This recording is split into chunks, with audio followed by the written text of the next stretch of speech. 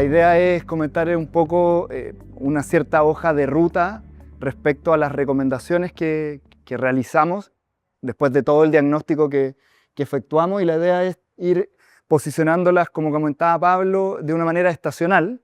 Al final de cuentas, la naturaleza es estacional y tenemos que de alguna forma adecuarnos a ella, porque esa misma estacionalidad es la que regula muchos procesos a nivel de suelo y obviamente fenológicos. Por lo tanto, esa es la idea de esta presentación.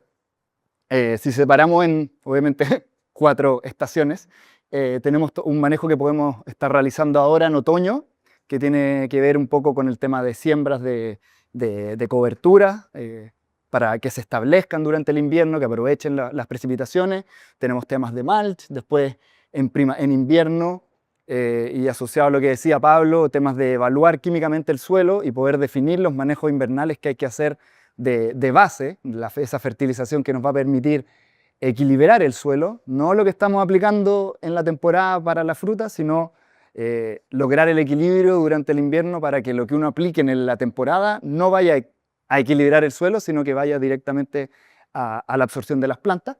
Y también obviamente ya en primavera todo lo que es la bioestimulación que comentaba Pablo, y en verano son manejos y monitoreos básicamente para ver cómo está impactando los manejos que establecimos.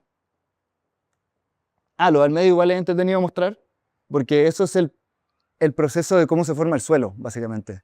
Nosotros estamos hablando de muchos parámetros de suelo y esa escala de tiempo que ven ahí son miles de millones de años. Y el suelo lo podemos perder en una temporada si tenemos un suelo descubierto en pendiente y regamos mal o hay precipitaciones. Por lo tanto, siempre recordar de que van a pasar los años, puede ser que toda la producción que ustedes tengan hoy día, no sé, hay cerezo, vimos uva, vimos distintas cosas, quizás van a ser olivos en 20 años más, si es que seguimos secándonos como nos estamos secando, pero invitarlos siempre a mantener el suelo y tratar de entregárselo a las generaciones que vienen un poquito mejor, porque eso va a ser todo más amigable para el cultivo que sea que esté arriba. Bueno, los principales focos, como les señalaba, en lo que estamos hablando de otoño, que estamos diciendo más o menos de abril a junio, sería tratar de establecer cubiertas vegetales en trileras, ¿cierto? Esto con el objetivo, idealmente, tratar de hacer mezclas de cultivos para tener beneficios desde fijación de nitrógeno, tener raíces que puedan profundizar, como podría ser un rabanito, ¿cierto? Raíces profundizadoras, pivotantes, que van a mejorar la infiltración del agua en el invierno. Eso tiene 2 ventajas bien importantes. Una de ellas, primero, es que muchas veces nos pasa que en primavera, cuando los inviernos son muy lluviosos, como probablemente sea por lo que están diciendo, ¿cierto?, que el suelo parte muy húmedo, está muy saturado, y no nos atrevemos a regar porque el agua superficial, por lo general, está más helada que el agua que está en el suelo. Entonces el típico, voy a regar y voy a enfriar el suelo, y es cierto, se puede enfriar el suelo y eso retrasa todo. Por lo tanto, es súper importante tratar de tener el mayor almacenamiento de agua por un lado, que eso es mejorar los poros de agua útil, pero por otro lado tener el mayor drenaje posible para que ese suelo sea más oxígeno que agua, no agua en saturación, y calentar aire versus agua requiere mucho más energía calentar el agua que el aire. Por lo tanto, si tenemos el suelo bien drenado a través de manejos como los que voy a comentar que se pueden hacer en invierno, como decía Pablo, de ácidos húmicos, pero también con las coberturas que van a permitir, por un lado, secar un poco el suelo y también mejorar el drenaje, permite que parta la temporada abajo a nivel de suelo, puede partir un poquitito antes y nos permite aprovechar esas primeras aplicaciones que muchas veces uno no sabe si tirar el calcio porque no tengo las raíces, y hay que hacerlo porque al final, o uno lo hace finalmente con la intención de que resulte de la mejor forma, pero esto te permite de cierta manera tener el suelo un poco más seco, más oxigenado, con más aire, y que se caliente más rápido y parta un poquitito antes. Lo otro que es fundamental, ojalá en esta época, es empezar a preparar el mulch. Nosotros somos muy fan, como decía Pablo, de las materias orgánicas y también asociadas a un mulch, que es como le voy a mostrar la foto, que nos gusta aplicarlas en conjunto, o sea, haciendo un mulch con la materia orgánica. ¿Y por qué nos gusta tanto el mulch? Porque la verdad que tiene muchos beneficios en la temporada. Por un lado tenemos beneficios al tener cubierto el suelo, la sobrehilera, ¿cierto? Podemos reducir la germinación de ciertas malezas. Hay algunas que igual pasan, pero eso ayuda por un lado. Después ayuda mucho en el verano a la radiación, a limitar la temperatura, bajar la temperatura del suelo. Eso nos permite que las plantas no respiren tanto. Muchas veces pasa que uno hace los manejos incluso de post cosecha y las raíces siguen respirando por las temperaturas que hasta el día de hoy cada vez tenemos temperaturas más altas hasta entrado el otoño y el invierno, y eso hace que muchas veces los manejos que hicimos incluso de post cosecha, esas reservas que ya están en las raíces, se respiren y finalmente creemos que hicimos un muy buen manejo, pero no estamos partiendo con el total de reservas. Por otro lado, generar un mulch nos permite, también asociado a lo que les comentaba antes de esos primeros riegos de temporada, nos permite generar una nueva cubierta de raíces.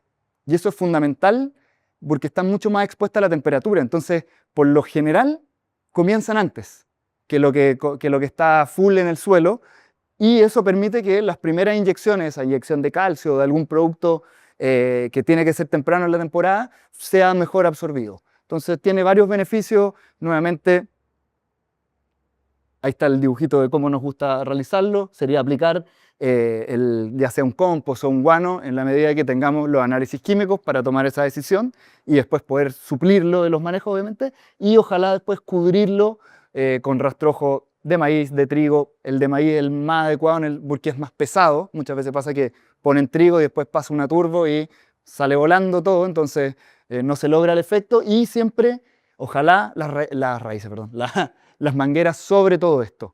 Si hay que meter, no sé, de repente un yeso o algo, una enmienda invernal, sería abajo del guano del compost o mezclado con él, pero siempre la paja arriba finalmente y las mangueras. Y esto también en la temporada genera un beneficio súper importante, por un lado para el escurrimiento superficial. Nosotros de repente pasa que en los campos hacen como una hilera nomás, o por un lado de la hilera, por temas de costo obviamente hacen la aplicación de mulch, uno se para en la mitad del verano o de la primavera, escurriendo por un lado, y en el lado del mulch, nada. Y claro, ese mulch al final de cuentas es como un laberinto para esa gota que está cayendo, y eso permite, sobre todo en suelos arenosos, que muchas veces tenemos problemas de que se traslapen los bulbos, permite que ya esa gota entre como una lámina sobre el suelo, y es como regar por goteo, pero generando casi que los bulbos que uno veía de riego por surco, manteniendo las proporciones obviamente. Pero ese también es uno de los grandes beneficios de tener este mulch y generarlo y poner las líneas sobre el mulch para generar esa apertura del bulbo.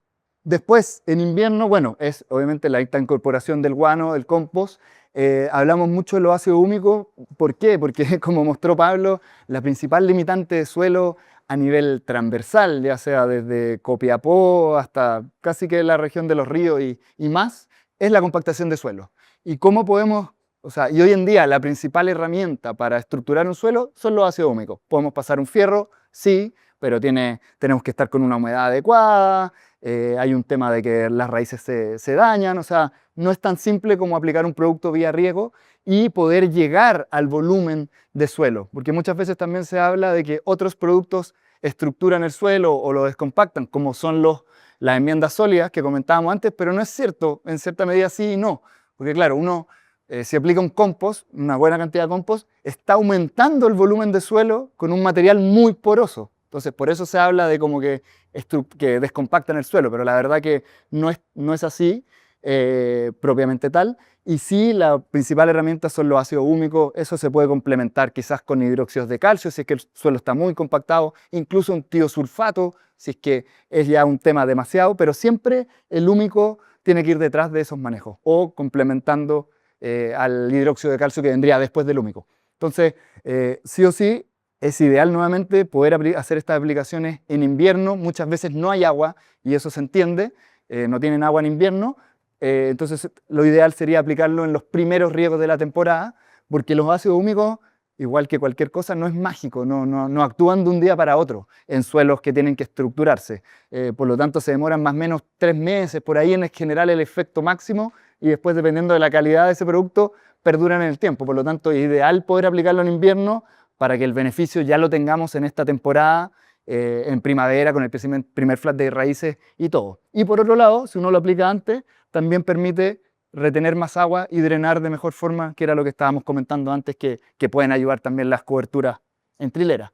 Y bueno, y un tema que puntual que lo nombramos, que como les decía, puede ser incluso el momento para hacer un manejo de suelo, siempre considerar la humedad. La idea no es pasar un cuchillo por una mantequilla, sino que haya una humedad adecuada, que ojalá sea baja capacidad de campo para poder generar ese fraccionamiento. Si no, es preferible no hacerlo porque al final de cuentas vamos a generar un surco más que un efecto físico. Y de todas formas, cuando uno hace un manejo de subsolado o mecánico, esto de al lado tiene que ir sí o sí. O sea, estamos rompiendo el suelo, pero lo que nuevamente agrega y mantiene ese rompimiento son las materias orgánicas. Entonces, uno no quita la otro. Y después la primavera, obviamente, ¿qué tenemos en la primavera? Tenemos temperatura, tenemos la brotación de las plantas, la floración de las plantas y la activación básicamente de todo lo que, del mundo que es el suelo y la microbiología del suelo.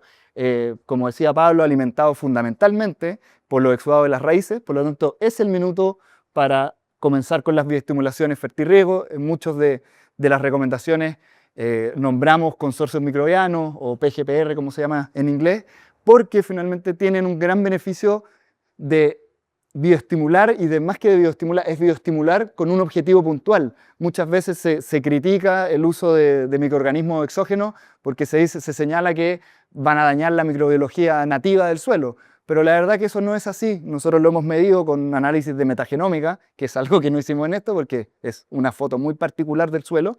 Y la verdad que después de aplicar un consorcio microbiano, unos 3-4 meses, los microorganismos que vienen en el consorcio no están adaptados, por lo general, para perdurar en el tiempo. Hacen una pega en particular, generan un crecimiento radicular potente porque liberan auxina, solubilizan cosas o protegen, en el caso de no sé si son tricoderma o bacillus, pero después de un tiempo no están aclimatadas para perdurar en el suelo, pero lo que sí logran, y eso es algo que se está estudiando en la ciencia, directamente sí logran bioestimular toda la microbiología nativa del suelo. Y eso es lo que pudimos evaluar haciendo estos análisis de metagenómica, que incluso después de aplicar el consorcio 3-4 meses, obviamente las cepas y especies que venían en el consorcio ya no estaban en el suelo, pero la cantidad de microbiología nativa que se bioestimuló había sido 8 veces más que un tratamiento con una urea que fue en ese caso. Entonces, se puede lograr a través de estos consorcios un efecto puntual que estamos buscando, pero también se logra en el tiempo mejorar la microbiología nativa del suelo. Después, otra opción de manejo son, aquí pusimos humus de lombriz líquido, porque claro, una de las cosas que buscamos cuando hicimos los diagnósticos fue lombrices, y la verdad que no creo que en un campo encontramos una lombriz, entonces... sí, era la que está. Y después esa la movimos para todos los campos para sacarle la foto. No, claro, para que salga en todos lados. No, pero eso puede ser una opción. Hay productos que hoy en día vienen con huevos de lombriz, entonces la aplicación de esto uno igual inocula en el suelo. Pero puede ser básicamente materia orgánica lábiles, como le llamamos nosotros. O sea, lábiles en el sentido de poco tamaño, llámese ácido fúlvico, llámese ácidos carboxílicos, ácido orgánico, que lo que actúan finalmente es agregar un carbono rápido, de rápida absorción y rápido uso, tanto para la planta como para la microbiología. Si bien la microbiología se alimenta más de los exudados, también ayuda estos aportes de carbonos lábiles. Otra opción siempre es tratar de comenzar con el tema de bandas florales, obviamente para atraer enemigos naturales, polinizantes. Y también el otro tema es la gestión de las cubiertas. O sea, ya en primavera lo que sembramos debería tener un tamaño y muchas veces nos preguntan, nos dicen, oye, pero es que esto me va a competir con la flor. Bueno, en el minuto en que sea un problema, hay que aplastarla o cegarla. La idea no es que sea un problema y que no compita con nada, sino aprovechar esa biomasa que se generó durante el invierno y los primeros días de primavera. Y después, bueno, si se tiene que cortar, se puede dejar ahí, o se puede, si es que se tiene la posibilidad, poder aportar a ese mulch que se está formando sobre la hilera. Esa es la idea, no es que sea una complicación para el resto, porque muchas veces, sobre todo en uva de mesa, hablan de que tienen problemas con el trips, cuando tienen estas bandas. Y bueno, obviamente si es un problema, hay que manejarlo antes de que lo sea, o antes de que florezca la cubierta que se sembró. Y después en verano, bueno, básicamente el tema de todo lo que es la fertilización, el riego sobre todo. Muchas veces las plantas se cosechan, hoy en día ya no tanto, pero creo que en un minuto se cosechaban y era como, uy, me como hay que ir a hacer otra pega, casi que no le llegaba agua. Y bueno, la poscosecha de los caducos es fundamental, sobre todo en los cerezos, que tienen una ventanita muy corta después en primavera para hacer todos los procesos. Por lo tanto, es un minuto fundamental para mantener, por un lado, todo lo que es la bioestimulación, la fertilización de los manejos de post cosecha, mantener ese mulch. Ahí es donde vemos el beneficio que les comentaba al principio de proteger el suelo de altas temperaturas, que permita que no se evapore tan rápido el agua. Muchas veces nos pasa eso también, que solo se seca la primera parte del suelo, donde están la mayor cantidad de raíces, y la gente entra con riego y abajo todavía tenemos agua que no se está absorbiendo, por lo tanto terminamos saturando nuevamente por regar una zona muy pequeña. Estamos como la cura, pero también estamos generando un daño abajo, y bueno, tener el suelo cubierto permite que esa evaporación sea mucho menor y perdure más tiempo.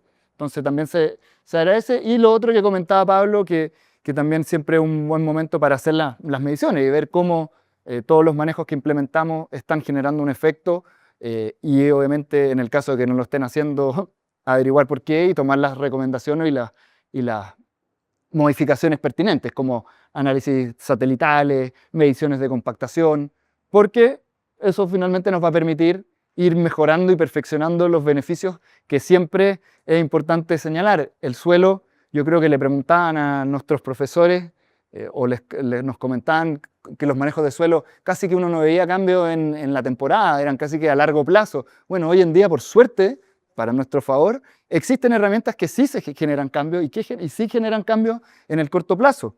Nosotros participamos hace muy poco también en una experiencia de manejo regenerativo, pero en arándano, y evaluamos el manejo de una sola temporada con aplicaciones de prácticamente todo lo que conversamos acá: compost, ácidos húmicos, microorganismos, y sí se generaron cambios en la temporada, cambios productivos, cambios de calidad de fruta, cambios de mayor incremento de masa microbiana, de mejora en las propiedades físicas. Entonces, hoy en día sí, por suerte, existen los productos o asociados a estas herramientas, que no son tantas, que sí pueden generarnos un beneficio y sí les pueden generar un beneficio en el corto plazo, pero obviamente la idea es mantenerlo en el largo plazo, porque uno va construyendo suelo y, como les decía antes, la construcción no es tan rápida comparado con cómo lo podemos degradar con manejos. Y nada, y eso también son como la hoja de ruta, como los objetivos que nos podríamos estar poniendo a corto, mediano y largo plazo, que es básicamente lo que comenté antes: tratar de partir con mulch, con aplicaciones de microorganismos, y después llegar en un mediano plazo a, como decía Pablo, a no bajar de ciertos indicadores, de cierto valor de indicadores. Obviamente tratar de que todos los suelos estén bajo cierto nivel de compactación. Y bueno, y eso básicamente se puede hacer, se tiene que hacer con mediciones. Si lo que no se mide, no se puede evaluar y no se puede mejorar. Bueno, y eso era. Muchas gracias. No sé si tienen preguntas.